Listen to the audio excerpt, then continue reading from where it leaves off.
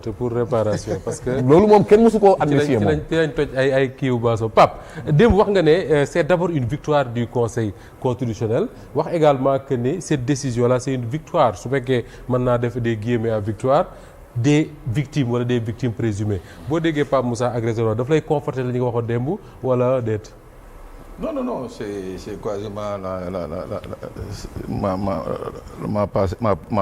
ma pensée profonde. Parce que en fait Moussa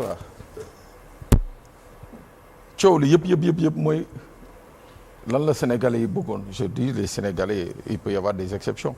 Comme ñiy voter la loi mais Sénégalais yi majoritairement la ñu bëggoon mooy qu'on puisse faire la lumière sur ce qui s'est passé moo tax quelque part j'ai eu mal ak la notion de loi interprétative. Parce que man dama jàpp ni que dès l'instant où ñoom bëgguñu woon ànduñu woon ci loi d'amnistie bi jarul woon ñuy dugal la notion d'interprétation. waaw dañu waroon rek ñëw abroger wax ji jeex après nag ñu xool yan mécanisme nañuy utiliser pour mun a dem uti ji li nga xam ne mooy justement les auteurs et satisfaire justement les doléances des victimes. foofu je crois que foofu le premier couac bi nekk. mais ci victimes yi Moussa Ba je dis c'est une victoire pour les victimes parce que tey non seulement sax avant conseil constitutionnel di prononcé wu ñun ñëpp xam nañ ni que sunu constitution enfin Sénégal dafa am ay actes ay traités ak convention yi nga xam ne daf ko ratifié au niveau international convention yooyu tax na ba Sénégal am na ay crimes et délits yi nga xam ne bu ñu ko commettre fii Sénégal le Sénégal ne peut pas se soustraire ne peut pas rester muet même bu deewoon tey jii la loi d'amnistie en son état nii bu ñu ko bàyyi woon nii képp ku bëgg a porter plainte contre un bourreau kenn mënu la tere nga porter plainte d'ailleurs xam nga y a beaucoup de plaintes yi nga xam ne déposé nañ ko te plainte yooyu ñu ngi doon suivre seen cours peut-être que amul woon coow li et li taxoon amul woon coow li mooy dafa coïncider ak cette histoire de reddition des comptes mais amoon na ñu bëri ñi nga xam ne dañu déposé woon des plaintes le gars qui est décédé récemment nii à Bignona ñu dooroon ko balu fital semaine bii passé mais moom kan la ci bokk balu fital balu fital ci année yi ñu wees oui c'était l'une des premières victimes à Bignona moom na njëkk atteindre mais moom ba semaine bi muy gaañu je crois avant semaine bi muy gaañu bon il allait chez le juge d'instruction à Ziguinchor donc ça veut dire que son dossier continue donc mooy que am na ñi nga xam ne ñu ngi doon continuer seen procédure avec leurs avocats moo tax conseil constitutionnel ñëw li mu leeral day permettre ña nga xam ne xëy na foogoon nañu avec la loi d'amnistie affaire yi geex na ñii foogoon nañu ñoom dootuñu mën a topp kenn ñële foog nañu retenir la loi la décision du conseil constitutionnel vient éclairer tout cela tey nag juridiction yi surtout les juridictions ñoo war a utiliser faire en sorte que ñu am lu ñu koy waxatee qu'elles soient accessibles aux citoyens ku ci nekk mën a déposer sa plainte nga déposer ko li ñu koy war a toppee ñu toppee ko noonu. d'accord le procureur Ndaw wala l'ancien procureur Ndaw gis naa bind ne procureur yi nag tey lañ war a wane seen pouvoir de saisine. mais après dinañ ci ñëw Ayoba. dafa am boo xam ne bala may àggale ak Ayib Daffé il faut ñu taxaw ci. mooy crimes yi ñuy tudd les crimes de sang. les événements se sont passés su doon film Jacques Boor bi nu tudd.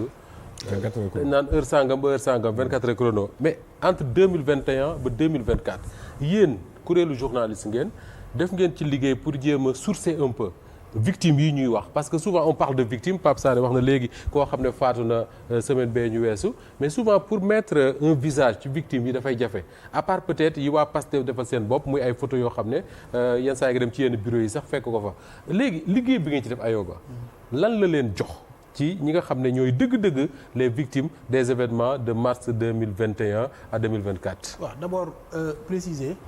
apporter une précision par rapport au décès de Idrissa Diatta. moo décédé cette semaine. à Ziguinchor.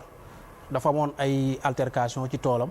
après mu am crise cardiaque doon daw après mu am crise cardiaque. li tax parce qu'on en a discuté dans notre groupe. li tax mu jafee boole ci victimes yi mooy y a un doute parce que. en 2024 je pense 2023. dañ ko dóoroon bal ci abdomen.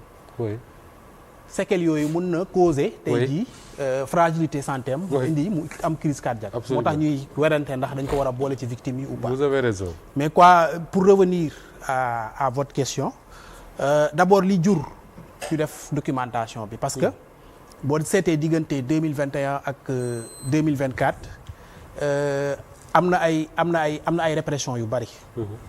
am na ay manifestations yu fi xew yu bari ñu réprimer ko dans le sang. am na mars 2021 mooy daanaka mooy première manifestation bi. février premier mars 2021. non février. non boobu réprimer nañ ko mais amul woon décès quoi. si février 2024 la ñu manifesté buntu kër Ousmane Sonko. mais il y avait pas de décès. Premier décès bi ñu ngi ko constaté le 4 mars c'est Cheikh Kouly. le 4 mars 2021. Cheikh Kouly ca Ziguinchor bi ñëw.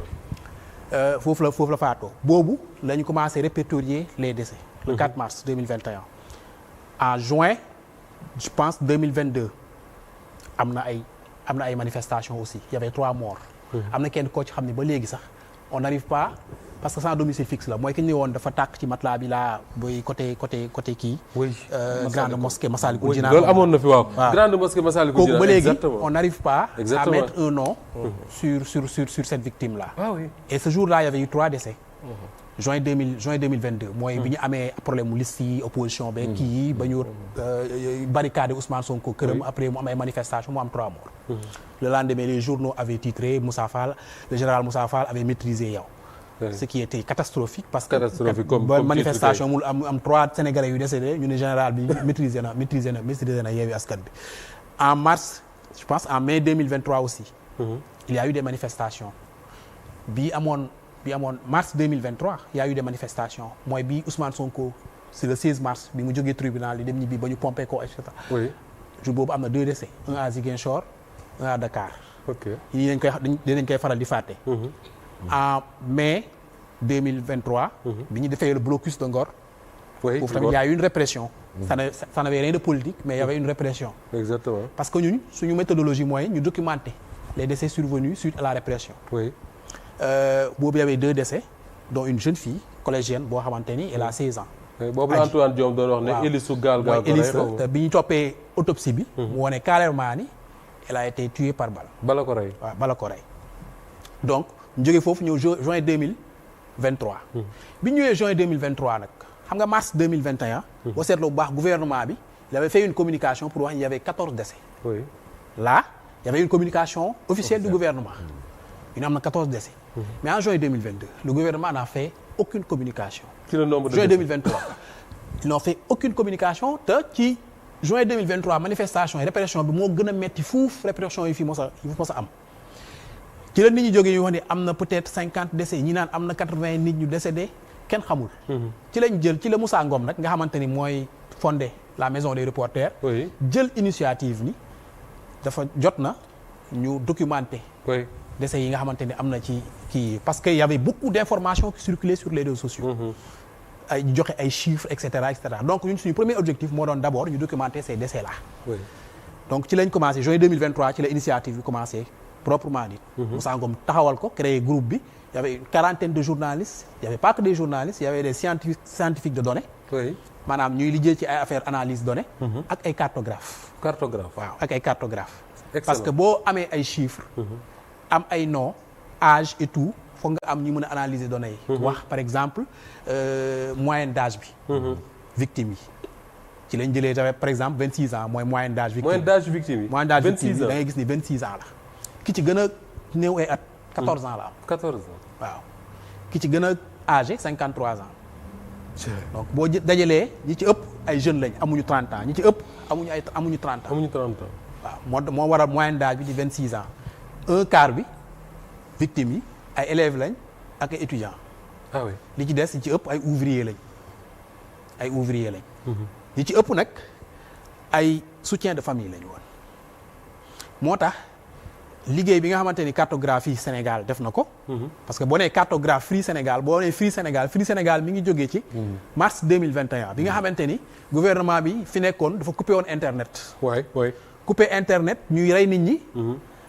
ba pare amoo média yëpp kenn waxu ci. à l'époque boo gisee à part Walfadjri mi ci doon wax ak Sen TV ba ñu tëj leen.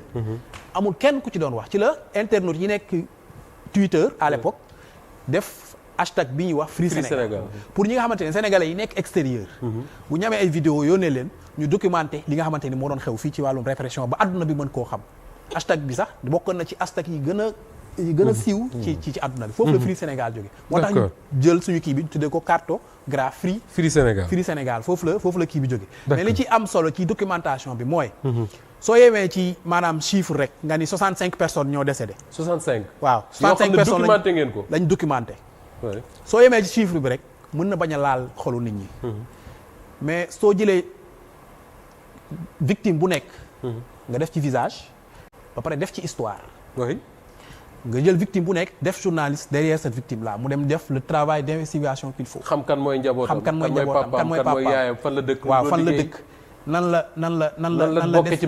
la bokkee ci manifestation yi loolu lépp def ngeen ko loolu yëpp def nañ ko moo waral boo duggee ci site bi léegi-léegi boo cliquer ci benn victime mu indi la histoire am indi la ay témoignages par exemple nga gis papaam ñu face caméra muy nettali kii nga xamante ne tey jii mooy Cheikh Coly par exemple Cheikh Coly oui moom papaam mi ngi nettali ni bi muy décédé mooy il avait 20 ans koo xamante ni la bac la waroon a def ci année bi année 2021 bi mu faatoo bac la waroon a def ñëw Dakar fii nekkoon ci inscrire ci benn def ay test ci benn école de centre de formation football ba ñu jël ko parce que dafa amoon talent ci football waaw ba ñu jël ko ci léegi mu war a dellu affaire yi bu manifestation yi commencé yëf yi xaw ma Covid bi bu mu commencé yëf yi kii mu dellu fële Ziguinchor bu mu delloo Ziguinchor jàppale papaam ci kër gi amaale tamit beneen Jakarta boo xam ne da ko doon daw bu fekkee papaam yóbbu ko chantier parce que papaam plombier la bu amoon chantier fenn bu fa mënul dem moom sax moo doon dem lijjanti kii bi yëpp papaam di ko expliquer nii yëpp ci témoignage bi donc bi manifestation yi amee Jakarta am la yor jour boobu ñu tiire ko bal boobu mi ngi ci Jakarta ñu tiire ko bal woo papa ji nee ñu woo ko mais kii ñëw ci kër gi pour wax ko daf ko ni dañoo laal nañ dañ ko kii gaañ nañ Cheikh moom mu déplacé wu dem à l'hôpital jàkkaarloog médecin bi ana sama doom médecin bi ni ko xaar médecin bi toog plusieurs secondes mënu ko répondre mu ni ko dama laaj ana sama doom wax ma lu xew rek médecin bi yóbbu ko ci benn chambre il a trouvé le corps inanimé de son fils mu fekk fa néew comme ça et il a eu beaucoup de mal à woote kër ga pour wax soxnaam ne ko doom ji dem na ko doom ji décédé na mu woo ko soxna si ni ko wax ma dëgg rek ndax mu ni ko non décédé wul mais dafa gaañu dañ ko gaañ soxna si ni ko wax ma dëgg rek parce que boobu nouvelle yi peut-être comme mi ngi daw peut-être moom am na ci nouvelle finalement mu mujj koo avoué ni effectivement Cheikh décédé nañ ko donc il y a beaucoup d'autres histoires dans ce site internet là cette plateforme que nous avons mise en place buy raconter histoire victime yi parce que loolu dafa am solo bu ñu bàyyee rek ñu ni 65 parce que su ñuy wax 65 personnes rek di dem wala 80 mesurer la gravité de la chose